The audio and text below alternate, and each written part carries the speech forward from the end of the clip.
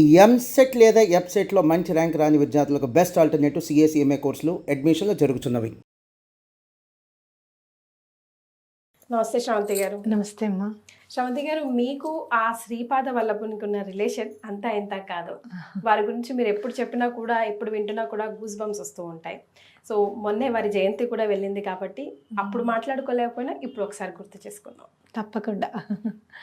శ్రీపాదుల వారు చెప్పాలి అని అంటే గనక గురు సాంప్రదాయం మన జీవితంలోకి అడుగుపెట్టింది అని అంటే గనక ఇంకా మనం జీవితం టర్న్ అవ్వబోతుంది.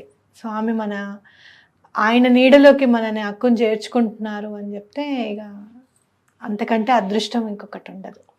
నాకు 2019లో యాక్సిడెంట్ అయింది. యాక్సిడెంట్ అయినప్పుడు ఒక 3 months టైం దొరికింది.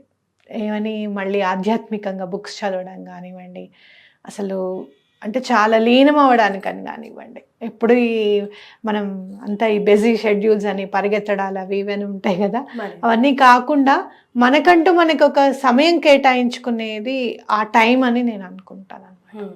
మళ్ళీ బుక్స్ తీసి చదువుతూ ఉంటే నన్ను ఒకళ్ళు అడిగారు, శ్రీపాద శ్రీవల్లభులు తెలుసా నీకు అని అడిగారు. అంతకు ముందు 2 రోజుల క్రితమే నాకు ఫేస్బుక్లో ఆయన చరిత్ర యొక్క అవి అధ్యాయాలు వస్తున్నాయి అన్నమాట. వస్తూ ఉంటే నేను అనుకున్నాను, ఇది గురు చరిత్రలో చదివినట్టుగా డిఫరెంట్గా ఉంది, కొంచెం గురు చరిత్రలో ఈ అధ్యాయం ఇది కాదు కదా అని అనుకుంటూ చదువుతూ ఉన్నాను. ఆ తర్వాత మీకు శ్రీపాద శ్రీవల్లభ చరితామృతం ఉంది తెలుసా అని ఒకళ్ళు అడిగారు.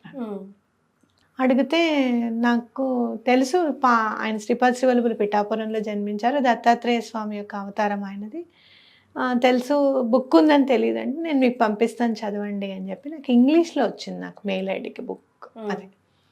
అది తీసుకుని నేను చదువుతూ ఉంటే అసలు చాలా ఆశ్చర్యం అనిపించింది అనమాట. దాంట్లో ఒక్కొక్క అధ్యాయం చదువుతుంటే ఒక్కొక్క ప్రాబ్లం సాల్వ్ అవుతూ ఉంటుందని చెప్పి కనిపించింది. అయితే నాకు లక్ష్మీనరసింహ స్వామి అంటే చాలా ప్రాణం అసలు. అయితే లక్ష్మీనరసింహ స్వామి గురించి 10వ అధ్యాయం ఉందన్నమాట. ప్రారబ్ధ కర్మాలన్నీ కూడా రిలీజ్ అయిపోతాయి అని ఆ అధ్యాయంలో నేను చదివాను. అమ్మ, మనం ఎప్పుడో ఏం పాపం చేసాం, ఇంత యాక్సిడెంట్ అయ్యింది, ఇలా స్వామి రక్షించారు, మన ప్రారబ్ధ కర్మ కూడా వెళ్ళిపోవాలి అని చెప్పి నేను నరసింహస్వామి గురించి చదువుదాము అని చెప్పి స్టార్ట్ చేశాను అనమాట. మా పెద్ద పాపకు స్వామి వస్తారనమాట, లక్ష్మీనరసింహ స్వామి వస్తారు దాని మీదకి. అయితే ఎవ్వరికి తెలీదు ఇంట్లో, నేను చదువుతున్నట్టు ఎవ్వరికీ తెలియదు అస్సలు. నరసింహస్వామి చదువుతూ నేను అనుకున్నా, అవునా శ్రీపాదులే నరసింహస్వామి, నరసింహస్వామే శ్రీపాదుల వారా అని అనుకున్నా. అందులో అధ్యాయంలో ఉంటుందన్నమాట, నేనే నరసింహస్వామి ఆయన అంశతో ఇలా పుట్టానని చెప్తూ ఉంటారు స్వామి అధ్యాయం అంతా. అవునా స్వామి ఈయన ఒకరేనా అని అనుకుంటే ఎక్కడో బెడ్రూమ్లోనే మా పాపకి స్వామి వచ్చారు. వచ్చి నేను స్వామి వచ్చారు అనేసరికి అందరం అలర్ట్ అయిపోతాం కదా, పట్టుకోవాలి చాలా. వెళ్ళి స్వామి అని నేను వెళ్తే, ఇప్పుడు అర్థమైందా నేనని అని అన్నారు. మై గాడ్, అస్సలు నాకైతే ఆశ్చర్యం అనిపించింది. ఎవరికి తెలియదు కదా నేను చదువుతుండే అధ్యాయం అని చెప్పి. అప్పుడు ఇంకా నాకు చాలా స్వామిని పట్టుకుంటే, స్వామి పాదాలు కనుక పట్టుకుంటే మనం అందరి దేవీ దేవతల్ని ఇంకా దండం పెట్టుకున్నట్టే అని చెప్పి నాకు అనిపించడం.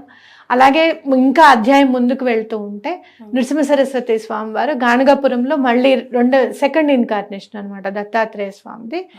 నరసింహస్వామి పేరంటే నాకు చాలా ఇష్టం, అందుకే నేను నృసింహ సరస్వతి అని చెప్పి నేను పేరు తీసుకుంటాను, నేను మళ్ళీ గాణగాపురంలో పుడతానని ఆయన చెప్తూ ఉంటారు అన్నమాట.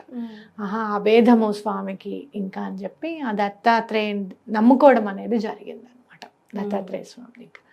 అలా శ్రీపాదుల వారు అలా ఒక్కొక్క అడుగు ముందుకు వస్తూ వస్తూ వస్తూ మన శ్రీపాద తత్వమయి ఫౌండేషన్ కూడా స్టార్ట్ అయింది. అసలు ఇది స్టార్ట్ చేయడం అంటే ఇంకా మీరు చూడండి, మనం అనుకుంటాం కదా ఎవరికన్నా ఏమైనా చెప్తే మీకేముంది మేడం మీరు చేస్తారు, ఎందుకు చేయరు, మీకు బోల్డ్ అంతమంది తెలుసుగా, మీరు కాకపోతే ఎవరు స్టార్ట్ చేస్తారులేండి అన్న మాటలు వస్తూ ఉంటాయి జనరల్గా, అవునా? అయితే నేను గాణగాపురంకి వెళ్ళాను, ఒక 7 days పారాయణం చేద్దాం గురు చరిత్ర అనేది సంకల్పం అనమాట. అనమాట. నేను మా పాప వెళ్ళాం. అక్కడ ఒక ఆయన వండి పెడుతున్నారు ఒక 100 మందికి అని చెప్పి నన్ను కూడా ఇన్వైట్ చేశారు, మీరు కూడా రండి వడ్డించండి అంటే. నాకు అది చాలా నచ్చింది. అట్లా వండి పెడితే ఎంత బాగుంటుందో కదా, కానీ మనం ఎక్కడ వండి పెట్టగలుగుతాంలే, మన వల్ల ఎక్కడ అవుతుంది, మనకి మ్యాన్ పవర్ వాళ్ళు చేస్తూ ఉంటారు, మన మ్యాన్ పవర్. ఆయన దత్తక్షేత్రాలు అంతా చేస్తూ ఉంటారు, మనకంత మ్యాన్ పవర్ ఎక్కడుంది, మనం ఎక్కడ చేయగలుగుతాము అని నేను అనుకున్నాను. మా పాపకి చెప్తే మా పెద్ద పాపని దండం పెట్టుకోమ్మా, ఎందుకు అవ్వదు అని అంది. దండం పెట్టే పెట్టుకుందాం తర్వాత సంగతి తర్వాత అని దండం పెట్టుకున్నా. కూర్చున్న చోటే పెట్టుకున్నానండి అట్లానే, స్వామి నాకు చెయ్యాలని ఉంది ఇట్లా అని చెప్పి దండం పెట్టుకున్నాను. దండం పెట్టుకున్న తర్వాత గుడికి వెళ్ళాము, గుడిలో పారాయణ చేసాము. పారాయణ చేస్తూ ఉంటే మనం 4-5 అధ్యాయాలు చదవాలి ఒక్కొక్క రోజు గురు చరిత్రలో. 2వ రోజే, మీరు నమ్మండి. అయితే ఇలా ఒక అధ్యాయం చదివాను, అమౌంట్ పడిందండి అకౌంట్లో. ఏంటి ఇలా ఎంత పెద్ద అమౌంట్ పడింది ఏంటా అని ఆశ్చర్యం అనిపించింది. ఆశ్చర్యం అనిపించి ఎందుకు వేశారు, ఎవరు వేశారు అనుకుంటే ఆయన మెసేజ్ పెట్టారు, ఏమండి మీరు గాణగపురంలో ఉన్నారన్నారు కదా శ్రవంతి గారు, అన్నదానం చేయండి అని. అసలు చూసారా ఎంత అంటే, మనం ఒక అడుగు ముందుకేస్తే ఆయన 10 అడుగులు ముందుకేస్తారు. మీరు దత్త సాంప్రదాయం అంటేనే స్మరణ మాత్రేణ సంతుష్టుడు, స్మతృగామి సనోవత్, అంతే. అదొక్కటి గుర్తుపెట్టుకోండి. మీరు ఏం చేయాలన్నా కూడా ఆయన వెనకే ఉండి నడిపిస్తాడు అనేది ఖచ్చితంగా నమ్మండి. ఆ రోజున ఇది ఆగేది కాదు, స్వామి నిర్ణయం అని చెప్పి నా మనసుకు అనిపించి ఇంకా నెల రోజులు అనుకుంటున్నాను ఏం పేరు పెట్టాలి, శ్రీపాద శ్రీవల్లభ అని పెట్టనా, శ్రీ దత్తాత్రేయ అని పెట్టనా, కొత్తగా ఉండాలని మనకి ఇప్పుడు అందరికీ ఉంటుందిగా, పిల్లలు పుడితే కొత్తగా పెట్టాలి పేర్లు, ఎవ్వరికి పెట్టిన. నాకు కాల్స్ వస్తూ ఉంటాయి, అదేంటి అద్వైతాన్ని పెడతారంటే మొన్ననే విన్నామమ్మా, మా చుట్టాల్లో ఉందమ్మా పేరు, ఇంకోటి పెడదామని. అలాగే నాకు ఏదైనా కొత్తగా పెట్టాలి పేరు అని పెన్ తీసుకొని స్టార్ట్ చేస్తే ఆయన తత్వంలో ఉండేటట్టుగా ఉండాలి అని శ్రీపాద తత్వమయి అని స్ఫురణకు వచ్చింది అనమాట.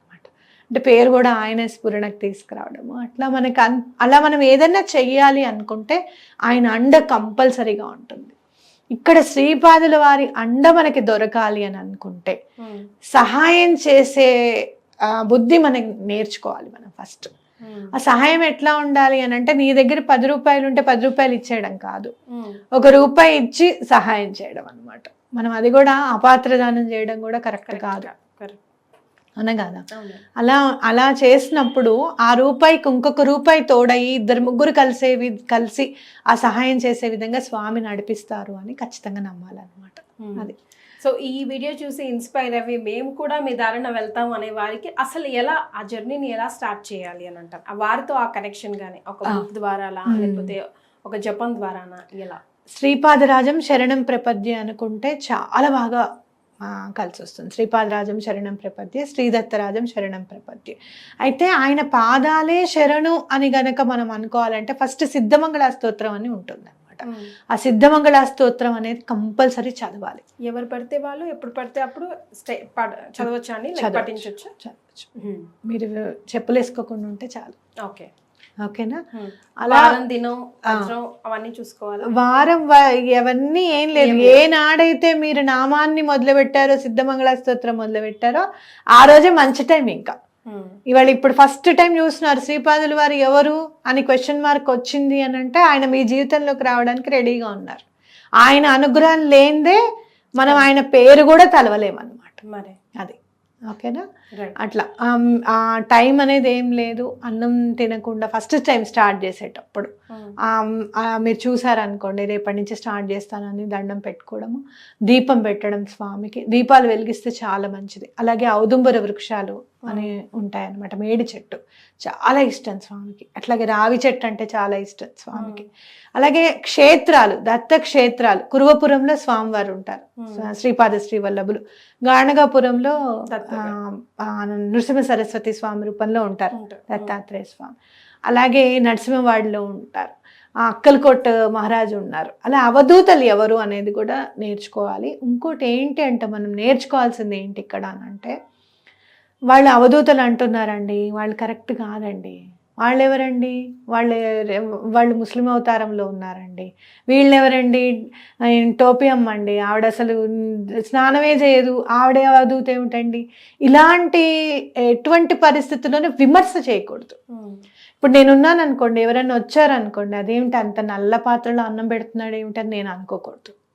అబ్బా అతనికి ఎంత ప్రేమ ఉంటే కదా అంత పెద్ద గిన్నె తీసుకొని వచ్చి పెడుతున్నాడు అని అనుకోవాలి. కానీ నువ్వు విమర్శించకూడదు అవతల వాళ్ళు చేసే పని ఎప్పుడు కూడా.